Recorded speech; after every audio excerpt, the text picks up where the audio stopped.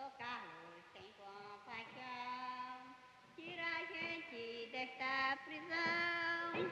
Arroz duro, feijão sem sal, e mais atrás vem um macarrão, parece goma de engromar roupão. E mais atrás vem a sobremesa, banana podre pra botar na mesa.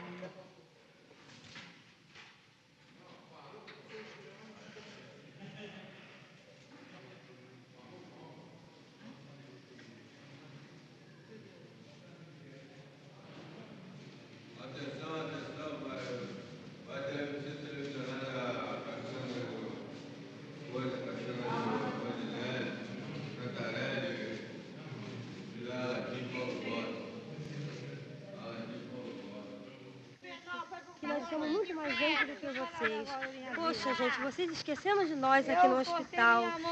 Pessoas inválidas, precisando de chinelo, precisando de sapato para vestir. Eu não falo por mim, que a minha matéria não precisa de nada. Eu vivo do Espírito Santo de Deus. Eu vivo das minhas coisas que Deus me deu.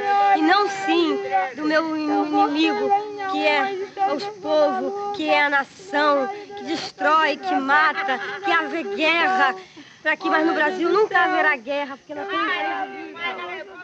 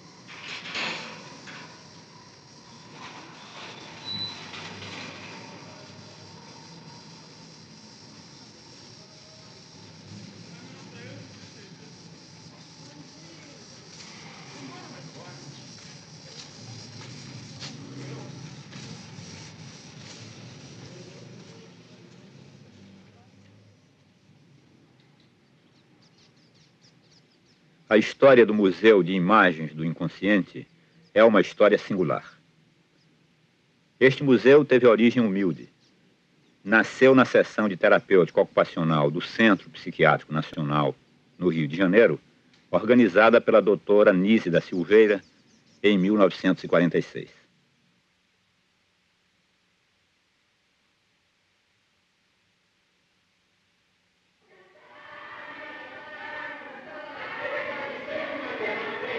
A psiquiatria vigente considera o tratamento por meio de atividades ocupacionais método subalterno, mero auxiliar dos tratamentos habituais, tais como medicamentos psicotrópicos, convulsoterapia, psicocirurgia.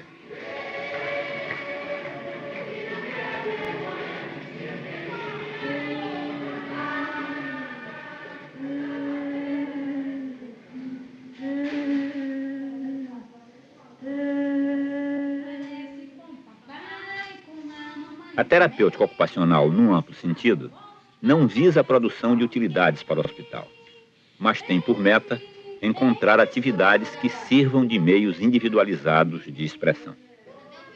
De fato, o museu surgiu dos ateliês de pintura e de modelagem instalados em situação de igualdade ao lado de vários outros setores ocupacionais: encadernação, marcenaria, trabalhos manuais femininos, costura, música, danças folclóricas, recreação, etc.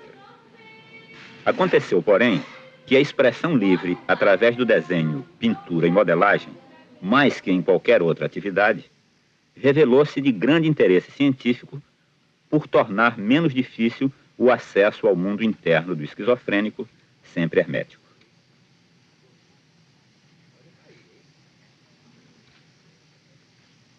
Daí nasceu a ideia de organizar-se um museu que reunisse as obras criadas nesses setores de atividade, a fim de oferecer ao pesquisador condições para o estudo de imagens e símbolos e para o acompanhamento da evolução de casos clínicos através dessa expressão espontânea.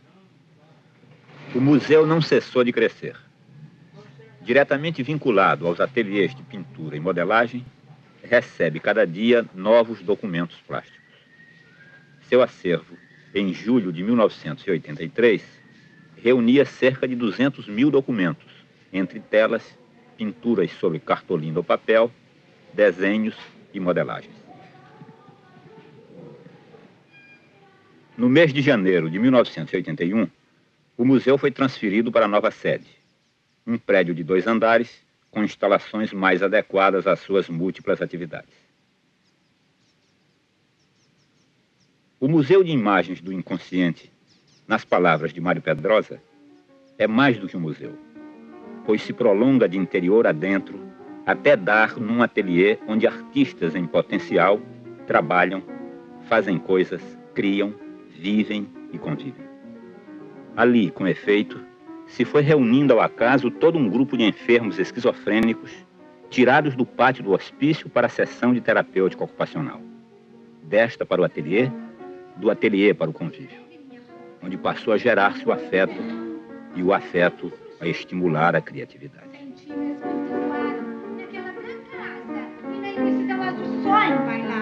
A obra infinita era um belo luz, de nuvem caminhante o arco-íris, mensageiro da paz. As suas cores relembram, verde, amarelo, azul, da cor de anil. Nasceu Jesus, nasceu Jesus, nasceu Jesus.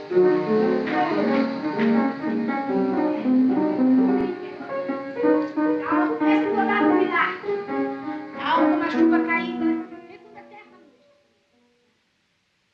O recinto do ateliê foi muitas vezes escolhido como motivo para pinturas, o que indica quanto este lugar é significativo para os seus frequentadores. O método de trabalho do Museu de Imagens do Inconsciente consiste principalmente no estudo de séries de imagens.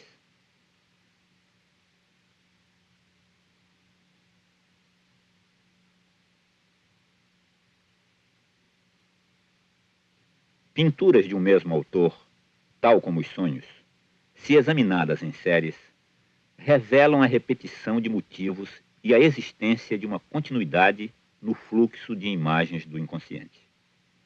Verifica-se com frequência que essas séries contêm significações paralelas a temas míticos. Isso porque a peculiaridade da esquizofrenia reside na emergência de conteúdos arcaicos que configuram fragmentos de temas míticos. Essas pesquisas de paralelos mitológicos têm importância tanto teórica quanto prática. A tarefa do terapeuta será estabelecer conexões entre as imagens que emergem do inconsciente e a situação emocional que está sendo vivida pelo indivíduo.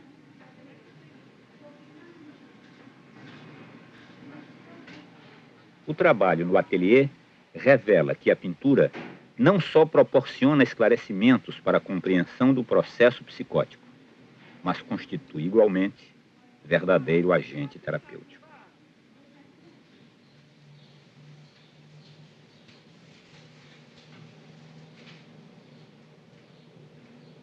Retendo sobre cartolinas, telas ou no barro fragmentos do drama que está vivenciando desordenadamente, o indivíduo dá forma às suas emoções, despotencializa figuras ameaçadoras.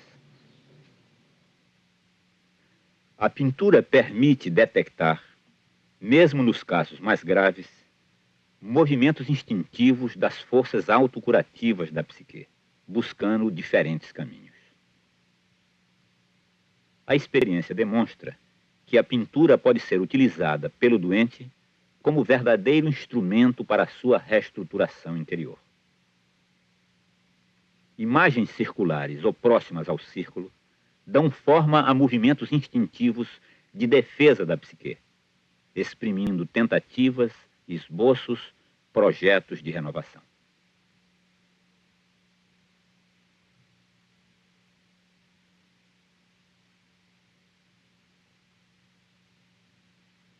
Habitualmente, a psiquiatria se detém apenas na miséria do aspecto externo do esquizofrênico, não mostrando interesse pelas imagens que exprimem suas sofridas vivências internas ou pela maneira como ele sente o hospital psiquiátrico e seus tratamentos.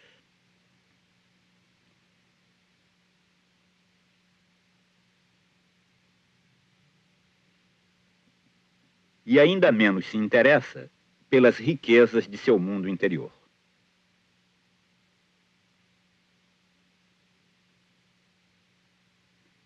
Com a ajuda das pinturas, descobrimos novos insights na vida psíquica dos esquizofrênicos e a prova da existência de uma pulsão criadora que sobrevive mesmo quando a personalidade se dissocia. Sem enxergar esse fator criativo, inerente à psique, a psiquiatria tradicional continua falando de embotamento afetivo, deterioração, demenciação. O trabalho realizado no Museu de Imagens do Inconsciente aponta, portanto, para a necessidade de uma reformulação dos serviços médicos e da atitude da sociedade face a esses doentes, e para uma radical mudança dos tristes lugares que são os hospitais psiquiátricos.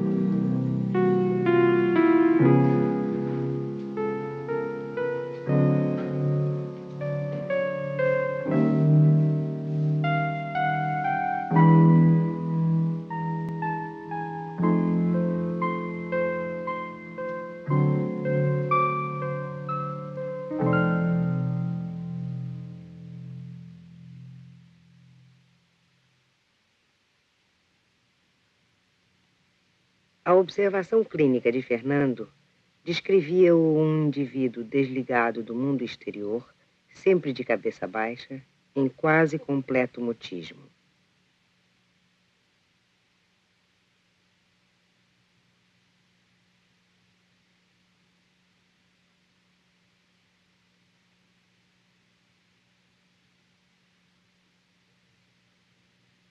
Entretanto, desde os primeiros dias que frequenta o ateliê de pintura, aquele indivíduo tão esquivo maneja pincéis e tintas com avidez, sem interrupção, durante todo o tempo em que permanece no ateliê. Preenche os dois lados de largas folhas de papel, sem deixar espaço entre as imagens que se desdobram num fluxo contínuo, libertas de toda estruturação em conjuntos pragmáticos. Pensamentos, conhecimentos escolares fragmentados, recordações de experiências vividas apresentam-se simultânea e desordenadamente imbricados uns nos outros. Predominam a abstração, o geometrismo, a esquematização.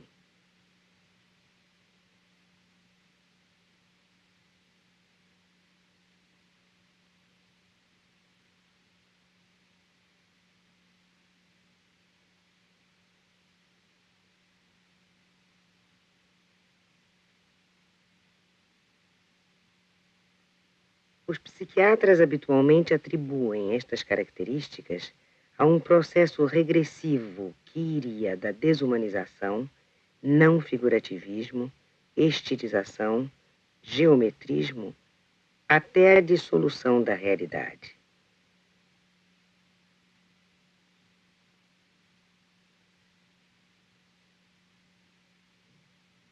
A expressão plástica nessa sequência estaria revelando esfriamento da afetividade, desligamento cada vez maior do mundo real. Mas eu não examinava as pinturas de Fernando sentada em meu gabinete. Eu via pintar, via sua face angustiada, via o ímpeto que movia suas mãos. Não me era possível aceitar que a pintura não figurativa significasse embotamento da afetividade, tendência à dissolução do real. Encontrei esclarecimento para as pinturas de Fernando desta fase no historiador de arte William Warringer, que em resumo diz o seguinte: se o cosmos infunde medo, se os fenômenos do mundo externo na sua confusa interligação provocam inquietação interior, é mobilizada a tendência à abstração.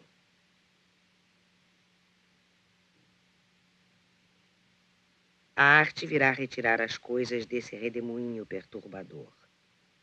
Por meio de processos de abstração, o homem procura um ponto de tranquilidade e um refúgio. E quando o mundo parecerá mais hostil que na vivência de estados do ser ditos estados psicóticos?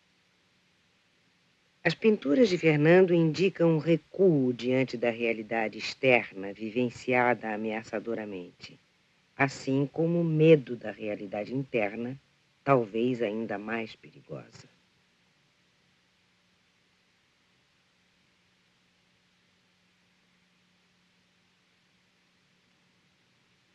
Mobilizam-se forças instintivas de defesa que se configuram em formas circulares ou próximas do círculo, abertas ou fechadas, reunindo elementos diversos em torno de um centro.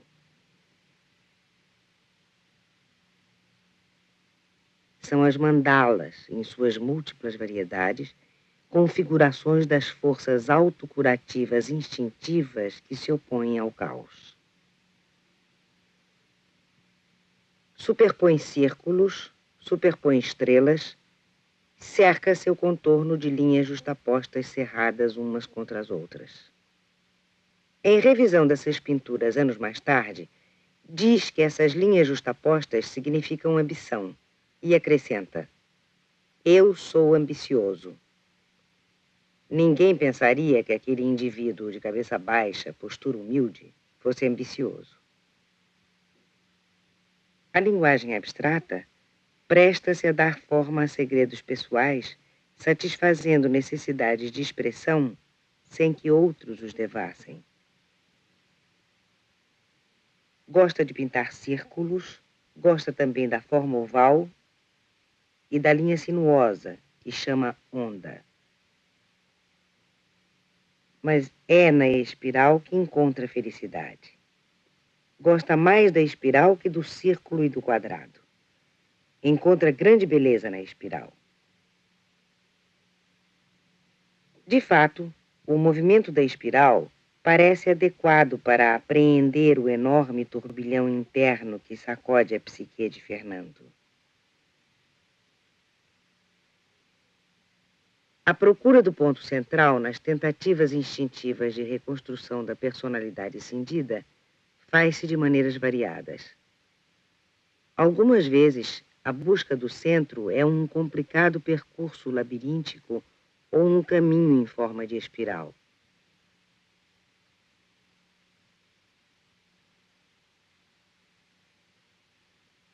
Ele recorre ao geometrismo em esforços instintivos para apaziguar tumultos emocionais, buscando refúgio em construções estáveis. Note-se também que o geometrismo de Fernando não tem a rigidez característica das figuras geométricas construídas por outros autores. É quase sempre um geometrismo impregnado de dinamismo, do tipo do geometrismo sensível, quente, descrito por alguns críticos de arte moderna. Fernando faz com as mãos o gesto de encaixar uma coisa na outra e diz: o geométrico ajuda a juntar as coisas. Muitas vezes ele recomeçará a luta contra o caos por meio do geometrismo, ora ganhando, ora perdendo terreno.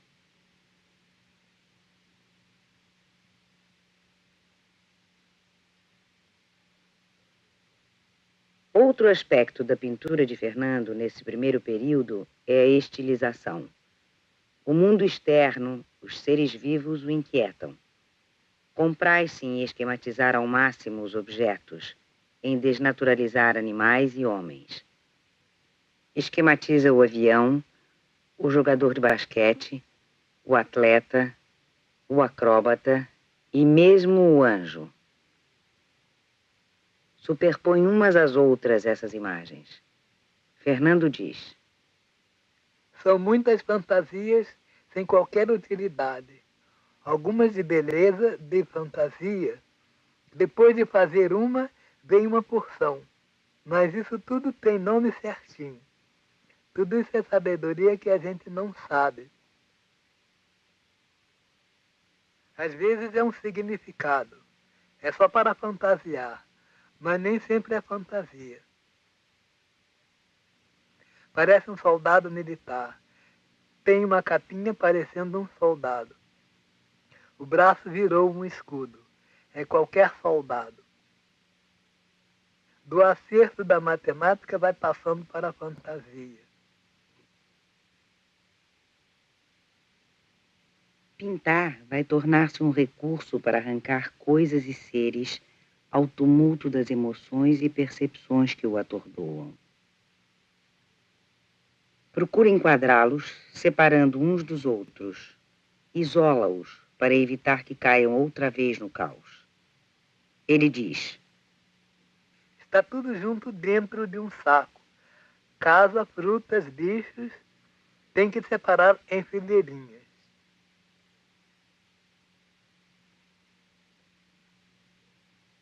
O ambiente no ateliê de pintura é acolhedor.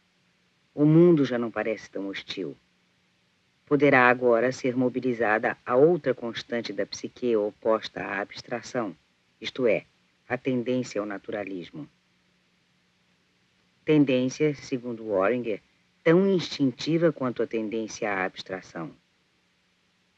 Esta tendência busca contato com as coisas e seres vivos do ambiente.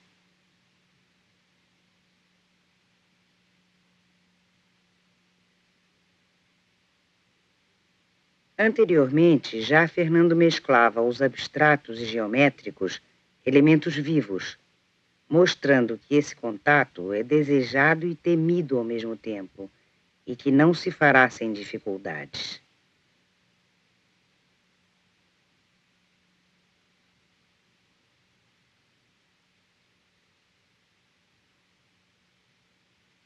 Surgem paisagens, árvores exuberantes, casas, templos, mergulhados numa atmosfera onírica. Nós vivemos entre dois mundos, entre dois sistemas de percepção diferentes. Percepção de coisas externas, por meio dos sentidos, e percepção de coisas internas, por meio das imagens do inconsciente. Mas na condição psicótica, esses dois sistemas de percepção muitas vezes se interpenetram. Daí, mesclas de sonho e de realidade em numerosas pinturas de Fernando.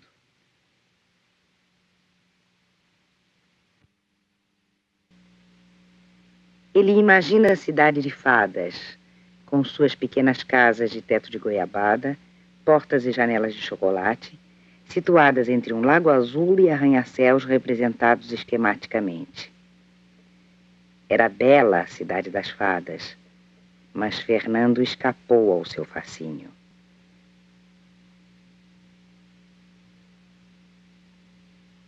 Continuou sua busca de terras mais firmes. Vamos encontrá-lo construindo cidades para a habitação do homem. ergue-as em torno de um centro, bem iluminadas e de complexidade crescente. São cidades mandálicas, expressão das forças ordenadoras em atividade na psique.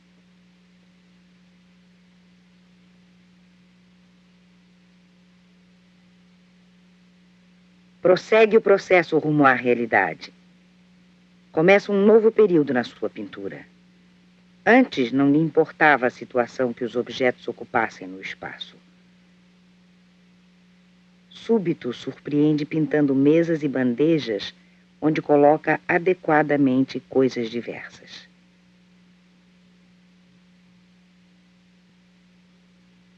Mas, para que conseguisse reestruturar o espaço, seria necessário que um tema carregado de afeto polarizasse sua atividade psíquica dissociada.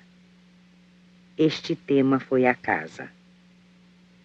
Ele, que habitava com sua mãe pequenos quartos em casarões de cômodos, aspirava intensamente morar numa verdadeira casa, lugar íntimo e seguro. Pinta diferentes objetos pertencentes à casa.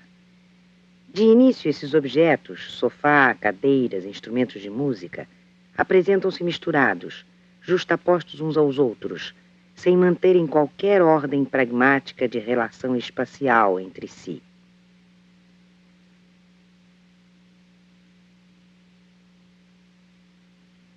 O tumulto de emoções que abalou a psique de Fernando desestruturou as demarcações da área espacial construída pelo ego consciente.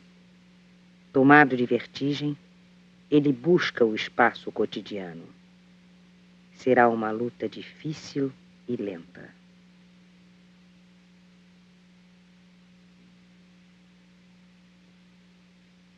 Surge um dado importante. Fernando começa a assinar suas pinturas. O ego se fortalece e tenta dominar a confusão.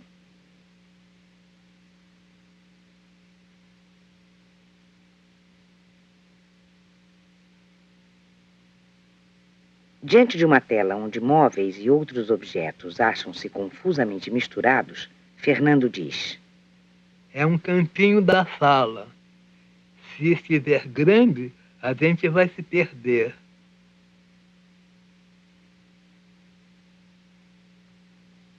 Redescobre um dado importante para a estruturação do espaço cotidiano: a linha de base. Linha onde as coisas que nela repousam mantêm relações significativas entre si. A linha de base será para Fernando o soalho. Ele se alegra quando pinta os primeiros soalhos de longas tábuas. Reforça-os com espessos rodapés.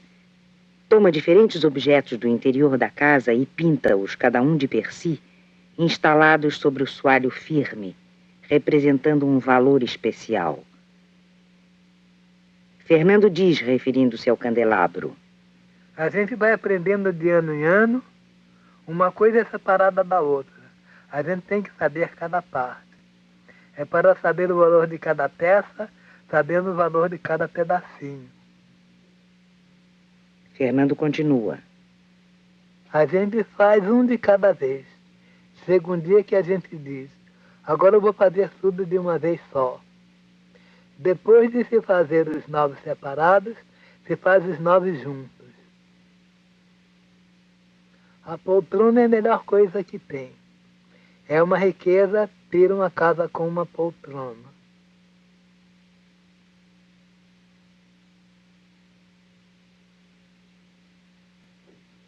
Depois de muitos tateamentos, consegue organizar o espaço onde mesa e piano estão situados corretamente. Uma lâmpada, instrumentos de música e um livro aberto acham-se colocados sobre 2 mesas. Cada coisa está no lugar esperado no interior de uma casa burguesa. Fernando diz que esta pintura é seu trabalho mais importante. Eu primeiro fiz um pedaço de cada canto e depois pintei tudo num quadro só.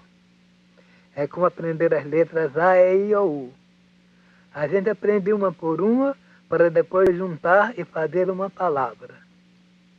As letras são mais fáceis de juntar do que as imagens. As figuras são mais difíceis para ligar.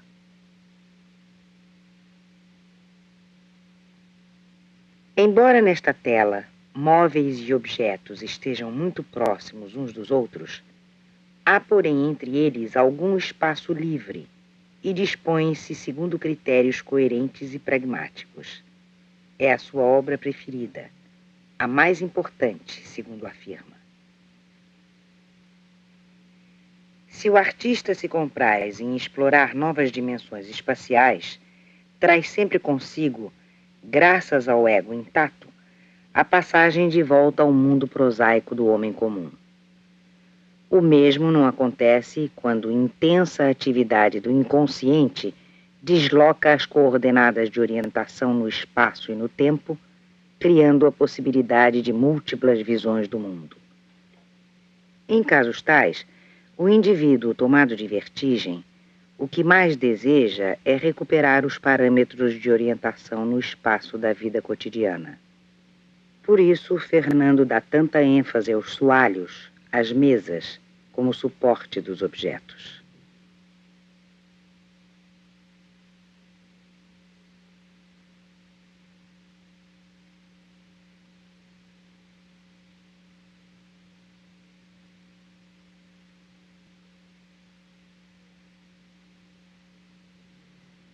Fernando queria sua casa embelezada por jarros de flores e pratos com frutas. Estes motivos deram origem a longas séries de pinturas sempre trabalhadas alegremente.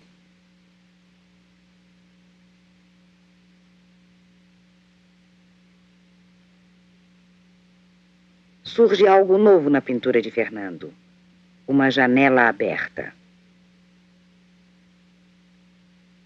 Anteriormente, o mundo externo aparecia apenas em quadros de paisagens suspensos às paredes da sala. Agora, o autor revela quanto lhe é difícil esta abertura para o mundo exterior. É a janela aberta vendo a paisagem. Foi um dia de sorte. Eu tive o jeitinho de fazer uma coisa assim. Foi um dia num ano. Num dia a janela abre, mas dá muito trabalho. Geralmente eu faço a janela fechada. É porque às vezes não dá tempo. Eu não estou com vontade. Não estou interessado. Eu não posso saber como é que foi. A casa de Fernando jamais existiu. Foi uma casa onírica. Ele não a sonhou vista de fora. Imaginou-a no interior à semelhança das casas ricas que frequentava com sua mãe. Paradoxalmente, Fernando reencontra o espaço da vida diária numa casa sonhada, donde se conclui que o espaço imaginário e o espaço da realidade estão estreitamente interligados. A reconstrução do espaço cotidiano acompanha a reconstrução do ego. Longos anos se passaram com melhoras e pioras pelo caminho, até que a figura humana pudesse vir tomar posição na sala da casa de Fernando. É o pianista. Ele diz: a figura só apareceu muito tempo depois. Eu já estava bem treinado e coloquei a figura, pois o piano precisava de alguém. E Mário Pedrosa sintetiza o drama da existência de Fernando. O menino pobre e rejeitado de outrora senta-se ao piano em plena sala decorada a seu gosto e dedilha os acordes triunfais da arte sobre um velho sonho desfeito e uma realidade ingrata. Pobre e grande Fernando.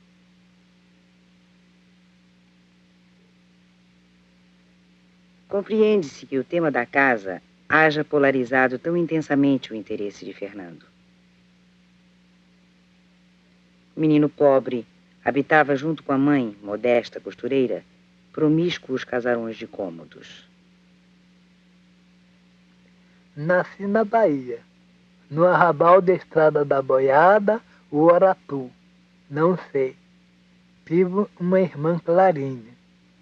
Mamãe mudou-se Eu dormia no berço. Ela se mudou para a capital. Não pode mais ficar no berço, vai para o colo. Mudou para um barracão no morro. Era uma só rua. Fiquei 1 ano sozinho enquanto a mãe trabalha. Depois veio para o Rio. Já tem dinheiro na casa da madrinha. Tinha 4 anos quando sua mãe foi trabalhar como costureira na casa de uma família em Copacabana. Ele era ainda amamentado, e sua mãe, para levá-lo consigo e comover a patroa, fazia dele muito pequenino. Recusava os alimentos e só queria o seio, a melhor coisa do mundo. Sua mãe era sua namorada, sua paixão, mas ela o abandonava, querendo que ele não mamasse mais e comesse os outros alimentos. Quanto mais demorava, mais eu aprendia, perdendo meu mundo, o mundo de mamar. A gota de leite que está sendo destruída. Nesta casa rica em Copacabana, tudo era maravilhoso. As pessoas tinham grande capacidade de afeto. Quando se encontravam e se cumprimentavam, beijavam-se e abraçavam-se com paixão. Os abraços eram apertados e prolongados. A patroa tinha 2 filhas. A mais velha estava sempre zangada. E a mais moça era bonita, boa, delicada. Era uma santa, branca, linda. Fernando amou-a com paixão. Foi ela quem lhe ensinou a pronunciar muitas palavras. Mostrava-lhe o tico-tico, brincava com ele. Essa menina se chamava Violeta. Ela inventava brincadeiras de casamento. Tinha muitos brinquedos. Vera foi para o colégio Sion. Aí não queria brincar mais. Gostava de tocar piano, andar de bicicleta, ir à praia. O pai era advogado. Ela não queria mais brincar. Só alguns passeios. Só ensinando as coisas, as flores. Não podia casar com ela sem estudar. Então o seu desejo foi estudar. Ser engenheiro para casar com a menina branca. Viu-a pela última vez quando tinha 10 ou 11 anos. Mas pensava sempre nela. Não, a apresentação de santo juntinho, o santo rico com o santo pobre, é igualzinho, então vai ser um santo completo. Aí não vai dizer, né, se é o rico que é mais, que vale mais, ou se é o pobre, muito pobre. Na religião, né, é o que vale, muito pobre, né? A religião é de ser muito pobre, todas as religiões. Mas também, agora não tem pobre nenhum. Todos são, tudo certinho, tá no rico. Os pobres não tem, né? Bom, desde que eu nasci, né? Para ir na primeira comunhão tem que se enfeitar de muita fita bonita, então senão não vai lá não. Não passa nem na rua. É tudo rico. Para fazer batizar, tem que ser todo enfeitado de renda, as coisas assim. Quando eu tinha 5 anos, lembro-me muito bem. Minha mãe dormiu com um branco. É um fato muito importante. Infelizmente, no fim de 3 dias, o homem desapareceu, levando o relógio de minha mãe e nunca mais voltou. Uma criança branca nasceu. Isso tem grande valor.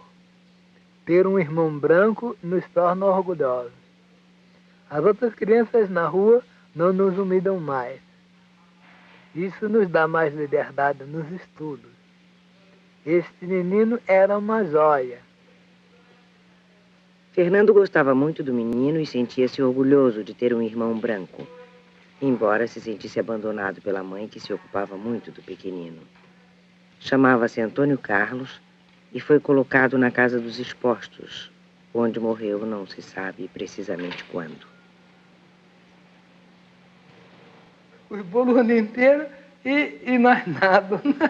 Quer nem saber de nada, né? É assim mesmo, né? Às vezes os colégios ricos não estão brincando, conhece? Colégio E os pobres é que são num silêncio sempre. Não, mas não é todos, não. Tem colégio de 1000 alunos, 1000 alunos que era o maior silêncio também, né? Por que o pobre é no silêncio? Não, né? É todos, mesmo. O modo antigo era tudo naquela fileira certinha, né? E não tinha era a disciplina, como chamavam, né? Certinho, né? Muitos estudos bonitos, né? Professores com muitos estudos bonitos, mas todos... até que todos os colégios usavam fardinha, né? Aos 9 anos, Fernando foi para um asilo de freiras em Petrópolis. Gente fria, feia e pobre. Muitas orações. Mas a religião não era mais uma paixão. Só gostava dos retiros. Eram 3 dias de recolhimento e piedade que davam uma sensação extraordinária de virtude. O retiro das freiras durava 15 dias. Voltavam iluminadas e ele desejaria um retiro também de 15 dias. No asilo aprendi a ler, contar e fazer colchos de retalhos. As freiras eram severas e até batiam nas crianças. Não gostava do leite amargo do asilo. Ficou lá durante 2 anos.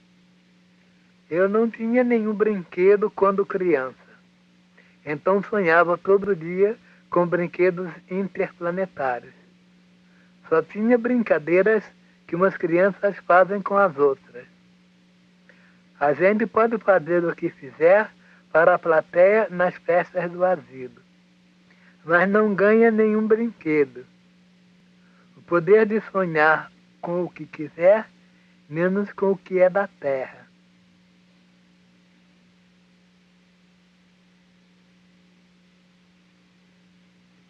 Mais tarde, já internado no hospital do Engenho de Dentro, diante de uma pintura feita por ele de um trevo de 4 folhas, diz: O trevo de 4 folhas representa a felicidade. Não existe. A felicidade seria ser padre. Ser padre é uma coisa extraordinária, maravilhosa. Ser amado pelo povo e estar garantido de ir para o céu.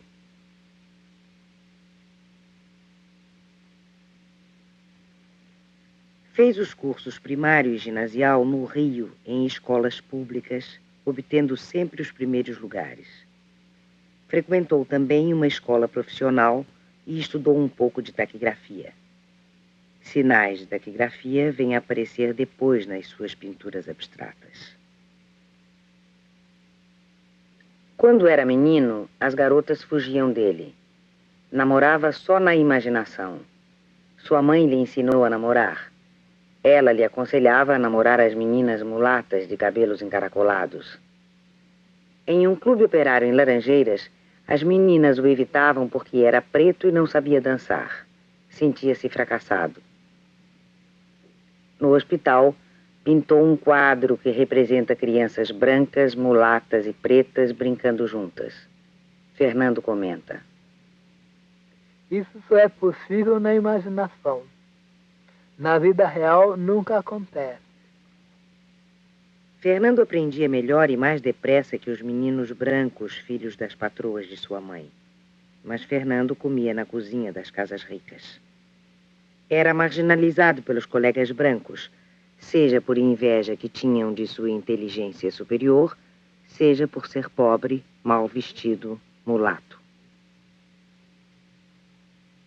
Augusta, mãe de Fernando, depositava no filho grandes esperanças.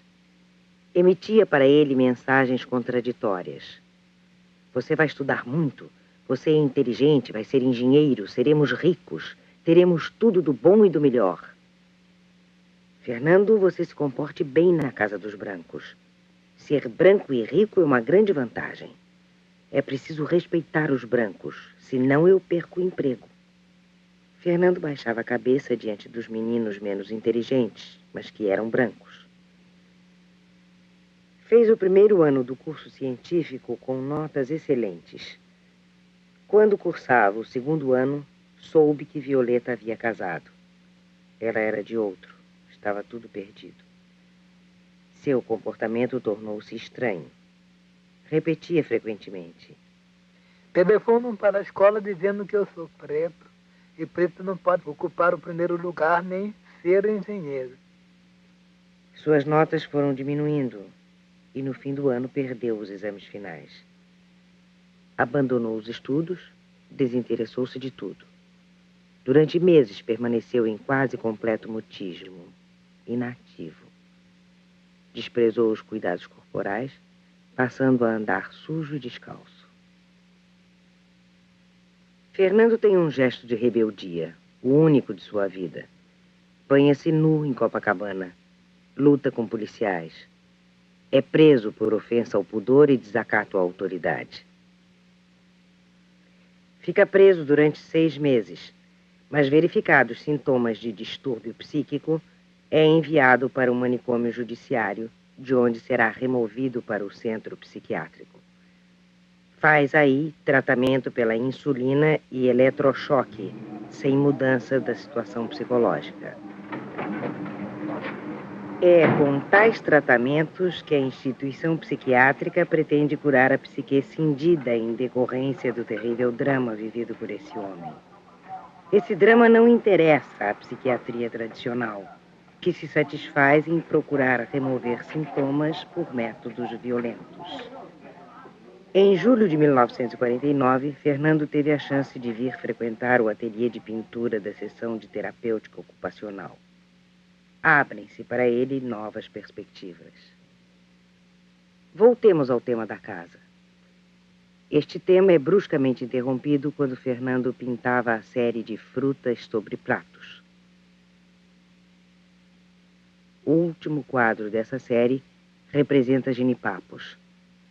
Fernando diz: Nesse dia foi como se um ácido se estendesse da mesa para as frutas e delas para todas as coisas. Perdeu a inspiração. Não acertou mais a fazer mesas e soalhos. Passou meses lamentando ter pintado genipapos. Depois conformou-se. Perguntamos: mas o que aconteceu? Fernando respondeu: Depois desse dia, durante muito tempo, Dona Elza não foi mais me buscar para a pintura. Muito tempo para o Fernando correspondia aos 30 dias das férias de Dona Elza, na ocasião monitora do ateliê de pintura. Os genipapos são magicamente ligados à ausência da monitora. Mesmo quando Dona Elza voltou, já o relacionamento entre Fernando e a monitora não tornou a ser como antes. A frágil reestruturação da psique perturba-se, o espaço outra vez se subverte. Fernando regrediu. Outro motivo adverso vem acrescentar-se. A morte da mãe de Fernando, que vinha sempre ao hospital visitá-lo e levá-lo para passeios. Agora mergulha no caos. Dificilmente ele escaparia aos subrótulos de estado de deterioração ou de demenciação que viriam complementar o diagnóstico de esquizofrenia, tanto mais que essa regressão ocorreu quando Fernando já tinha mais de 15 anos de internamento. Sem dúvida, tratava-se de um crônico na terminologia tradicional.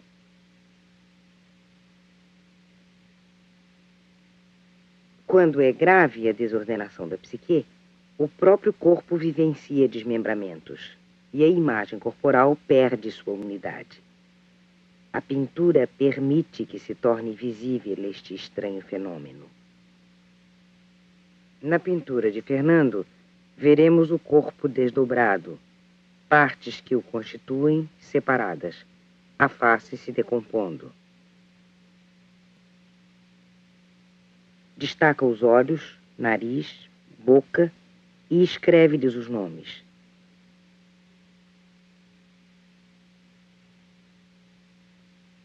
A letra e a figura, diz ele, e acrescenta: vou experimentando fazer o serviço, montar e desmontar. Mostra uma pintura. São os ossos da cabeça, com certeza. Tem algum osso na cabeça que depois é pena partir. Outros ossos, o peito As juntas faz uma coisa ou outra. Não é fácil fazer o resto.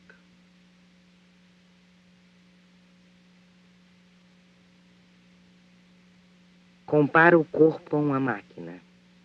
As peças de uma máquina são iguais às peças do corpo.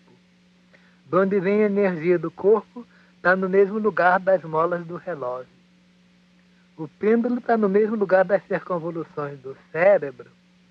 Onde tem o pêndulo do relógio, tem a energia do corpo. A cabeça é o pêndulo. O intestino é a mola do relógio. Onde tem a mola do relógio, tem a energia do corpo.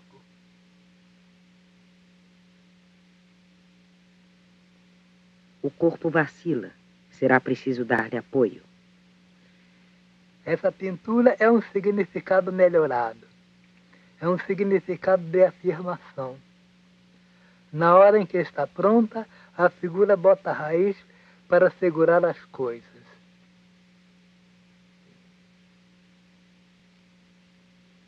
Fernando recorre a uma posição de recolhimento sobre si mesmo, evitando toda dispersão para o exterior. Ele comenta mais tarde essa pintura. Foi uma posição que eu estava naquele dia. Essa é uma posição bonita, ótima. Às vezes a gente descobre uma posição.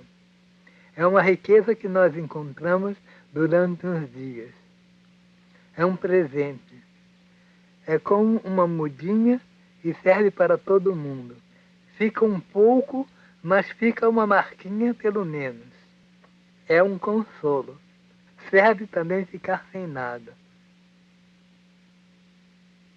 Outra imagem fortemente introvertida. É um pensador.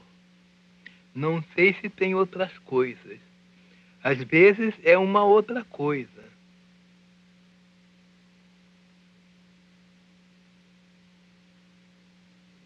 São múltiplos os caminhos que as forças autocurativas percorrem instintivamente em tentativas de reestruturação da psique. Agora, imagens pintadas por Fernando vêm oferecer a oportunidade extraordinária de verificarmos a utilização da pintura como meio de defesa quando é grande o tumulto de pensamentos e emoções. Uma série de pinturas feitas em dias quase consecutivos nesse período de grande regressão mostram de um lado o caos e do outro lado a mão esquerda com a palma voltada para cima que ele podia olhar enquanto pintava. E a partir das linhas de sua própria mão, ergue no espaço a construção ainda insegura de figuras geométricas. Tomou como base essas linhas para construções geométricas cuja função será opor-se ao caos. Mas tais emergências de forças de defesa da psique não se mantinham por muito tempo. Rápido mergulhavam na grande dissociação. Fazia-se necessário algo mais forte para segurá-las e dar-lhes apoio.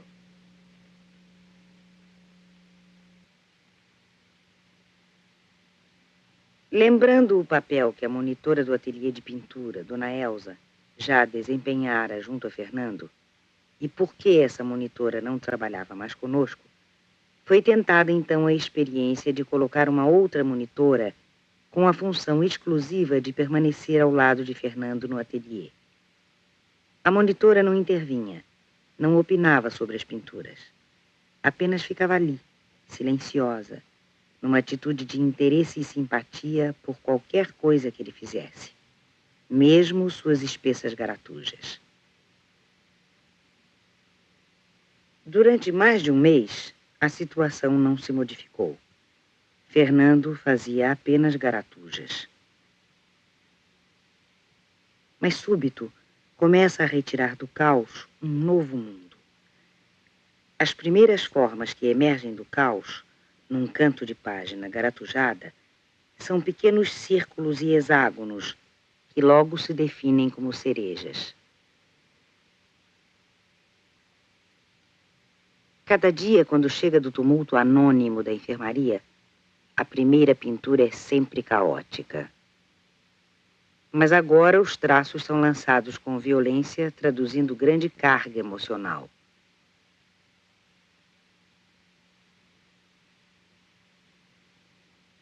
São linhas que revelam um impulso de forças psíquicas em movimento desordenado, mas buscando sempre configurar formas.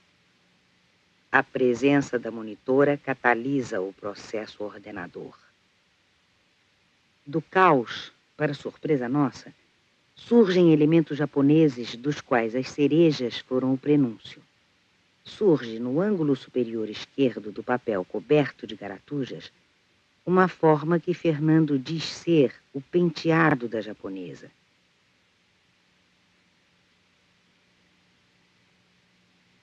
Seguem-se múltiplos elementos japoneses: sombrinha, leque, bambus, lanternas coloridas, a bandeira do Japão.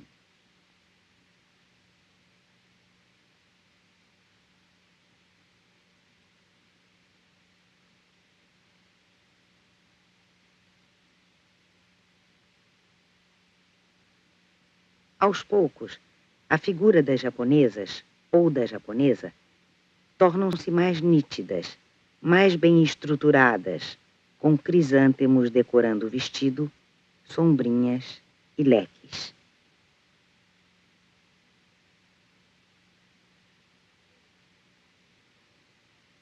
Toda a série da japonesa caracteriza-se pela delicadeza do desenho e leveza das cores, em contraste com a maneira habitual de Fernando pintar, pinceladas espessas e cores fortes. Esta temática parecia estranha, mas logo se esclareceu quando Fernando disse à monitora que ela parecia uma japonesa. E, de fato, olhos levemente rasgados, Dona Aparecida tem distantes semelhanças com o tipo japonês, logo apreendidas por Fernando.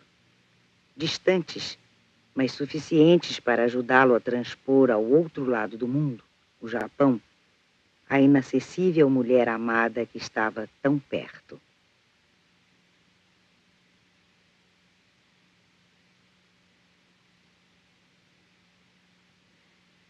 O espaço torna-se mais claro.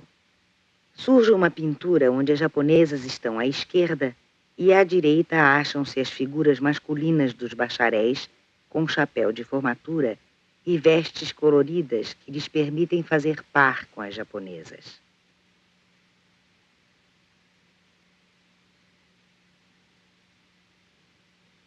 Súbito, interpõe-se na série da japonesa a pintura Violetas. Por que essas violetas? É uma história antiga que já foi narrada na vida de Fernando. Quando ele tinha 4 anos de idade, amou com muita paixão uma menina chamada Violeta, filha da patroa de sua mãe. Por que Fernando evocou em plena série da japonesa seu amor de infância?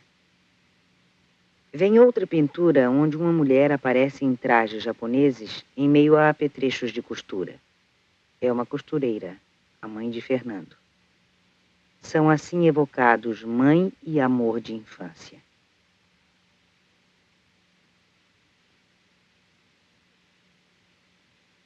As pinturas subsequentes mostram que a série da japonesa perturbou-se.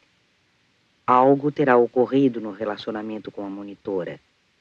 Possivelmente algo que o magoou. Pequenos indícios o denotam. Fernando retorna ao caos. As linhas são traçadas com impetuosidade e sob intensa emoção.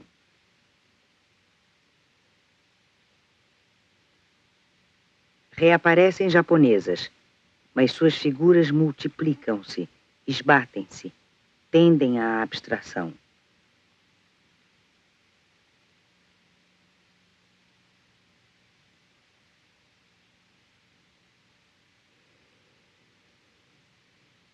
Há ainda tentativa de reestabelecimento do contato afetivo que se revela na pintura de japonesas em torno de uma mesa de chá.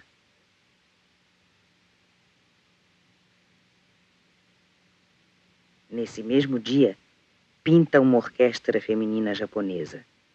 Mulheres e instrumentos acham-se tão próximos que se confundem.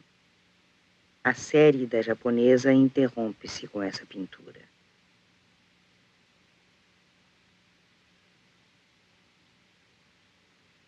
Então emerge da profundeza do inconsciente a figura do dragão serpente, imagem arquetípica simbolizando o lado negativo do princípio feminino. Embora instável, o relacionamento afetivo de Fernando com a monitora levou-o a entrar em muito melhor contato com o ambiente. Sua presença constante ajudou-o a sair do caos, catalisou a coordenação de funções psíquicas e a construção de sínteses, despertou-lhe interesse pelo mundo externo. Durante a série da japonesa, paralelamente a numerosíssimas criações imaginárias, Fernando pintou paisagens bem próximas da realidade. Essas paisagens foram pintadas ao ar livre, num pequeno morro pertencente ao terreno que cerca o hospital, lugar aprazível. Fernando fez telas onde são reconhecíveis árvores, a oficina de modelagem, a caixa d'água. E não só transpõe para esses quadros objetos do mundo real através da sua rica sensorialidade, mas coisa rara, incorpora também em uma dessas pinturas figuras humanas de seus companheiros.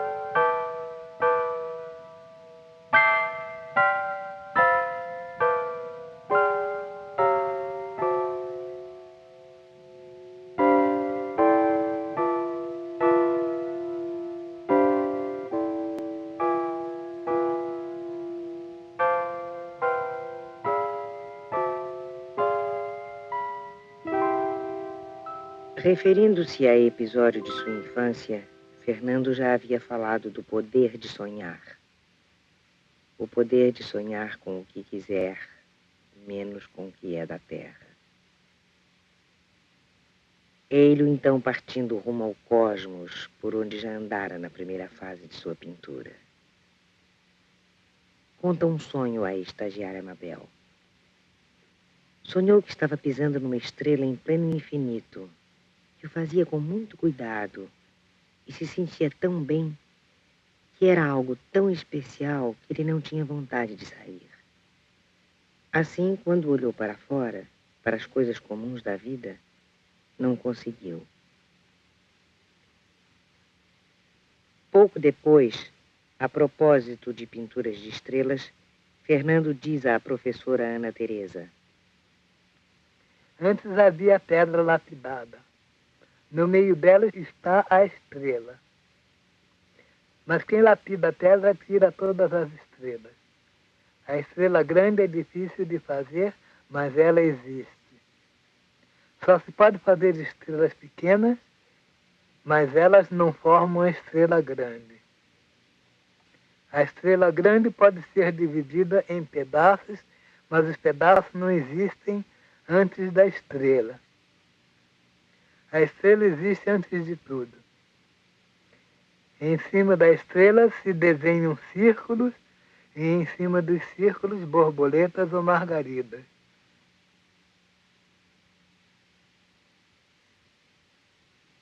Fernando é subitamente arrancado a esse universo estelar. O hospital psiquiátrico, de quando em vez, resolve melhorar suas lamentáveis estatísticas e o caminho que encontra é dar altas mal discriminadas ou fazer transferências para hospitais de crônicos. Foi assim que, no dia 12 de agosto de 1977, aconteceu a transferência de Fernando para a colônia Juliano Moreira, sem que nenhuma comunicação houvesse sido feita ao setor de pesquisa do Museu de Imagens do Inconsciente, onde a expressão plástica de Fernando vinha sendo acompanhada.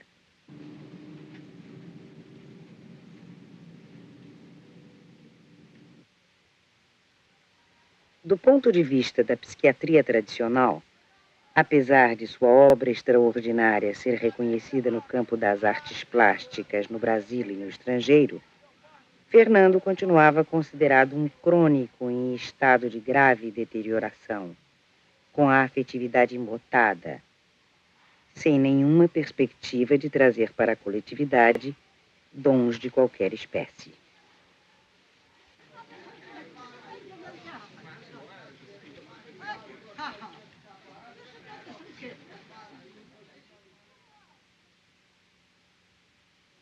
Por sorte rara, lhe foi aberta a porta de uma escola que existe na colônia. Uma professora acolheu-o com bondade e lhe deu condições para continuar pintando.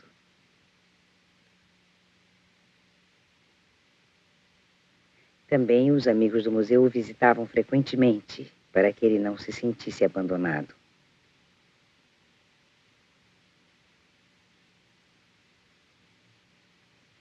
Fernando volta ao Centro Psiquiátrico de Engenho de Dentro em janeiro de 1979. Volta num estado de anemia grave, mas sua chama criativa não havia sido perdida. A chegada de Fernando foi festiva e ele demonstrou grande alegria por se achar de novo no seu ateliê. A alegria manifestava-se em todos os seus movimentos. Pintava, tocava órgão, piano, dava passeios pelos terrenos em torno do hospital.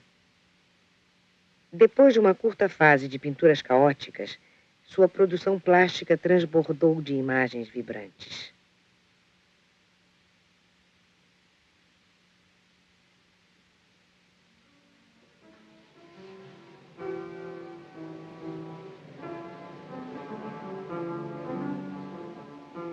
No dia em que chegou o piano à nova sede do museu, Fernando rapidamente pintou uma nova representação do piano e pianista.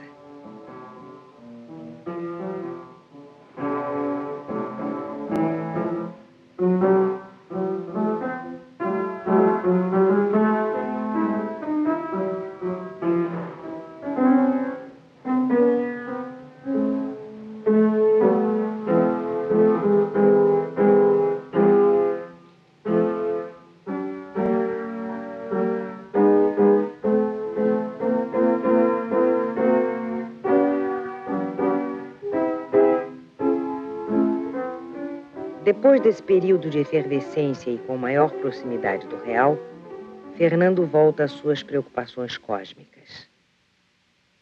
Em 13 de julho de 1979, numa cartolina muito grande, tenta pintar uma estrela, mas nunca o papel lhe parece suficiente. Para pintar estrelas, muitas vezes Fernando junta várias cartolinas. Diz: é uma estrela muito grande. Levaram anos para fazer um Buda do tamanho de uma montanha, só com muitos anos. Mais tarde, num trabalho de modelagem, constrói uma estrela formada de múltiplas estrelas encaixadas umas nas outras. A estrela cresce enormemente e então começa sua decomposição em partes, até o completo desmoronamento. É o mesmo fenômeno tantas vezes dramaticamente repetido na obra de Fernando.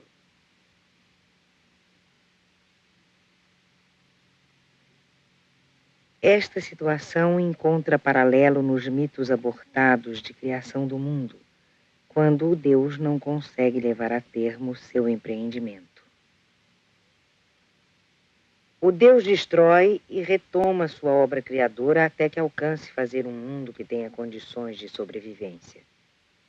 Segundo tradição antiga, também o Deus do povo judeu criou vários mundos e os destruiu antes da criação do mundo que o agradou, o nosso mundo.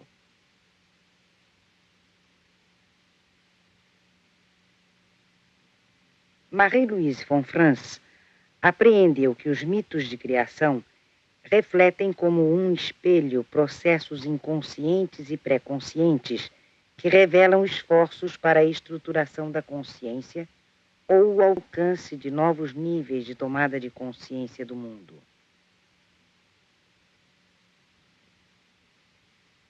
Acrescenta que, muitas vezes, a erupção da esquizofrenia é precedida por sonhos, medos, visões de fim de mundo, de destruição cósmica. E, ao contrário, na saída do episódio esquizofrênico, aparecem na produção psíquica temática e símbolos dos mitos de criação, na medida em que a consciência se reconstrói e a função do real volta a afirmar-se.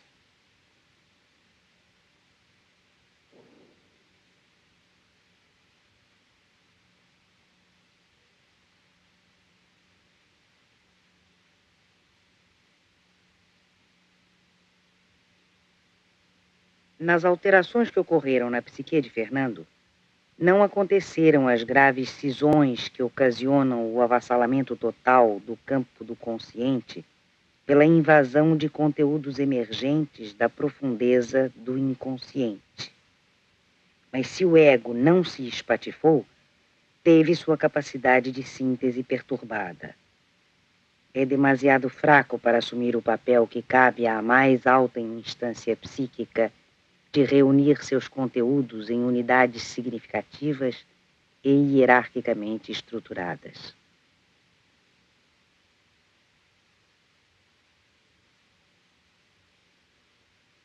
Fernando falhou em levar a termo a reconstrução de sua psique. Ele, antes da psicose, já era um indivíduo profundamente ferido na imagem que fazia de si próprio, sobretudo devido a condições sociais opressoras e a contradições que dilaceraram sua infância.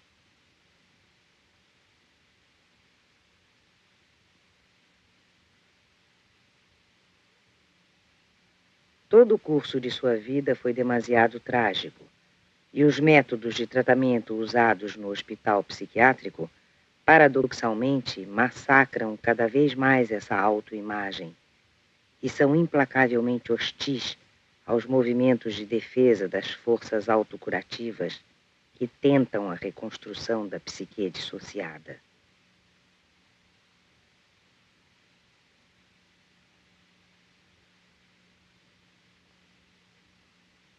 O ateliê de pintura do museu, incrustado como um corpo estranho no contexto do conjunto hospitalar tradicional, foi insuficiente para dar o apoio necessário ao ego frágil.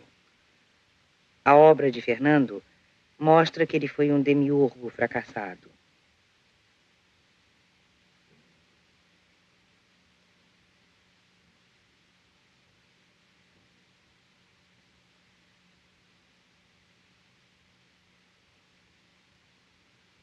Suas múltiplas criações do mundo iam às vezes bastante perto da completação, mas a partir de um certo ponto, desfaziam-se e voltavam ao caos primordial.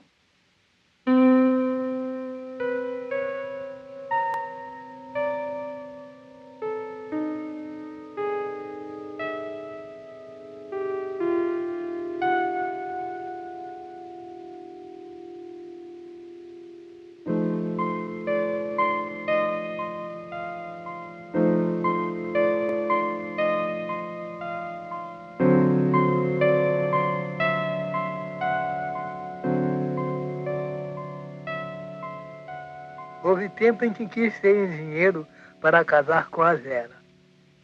Mas engenharia não gostaria de estudar. O livro de engenharia é um monte de pedras, pedras e pedras. A caldeira é de tijolos sobre tijolos, tudo igual. Aí tira o mistério do mundo.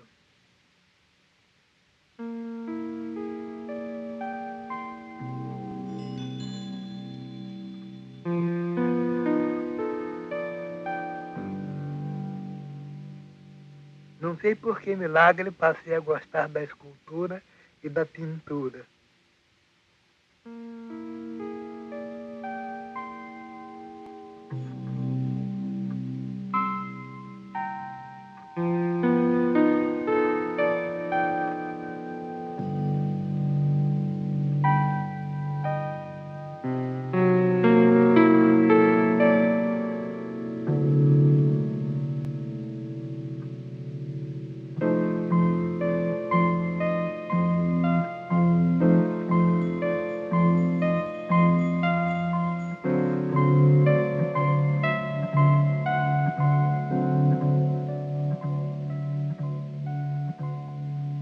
Nas suas constantes idas e voltas, teve, porém, Fernando o privilégio de exprimir o destino que lhe coube.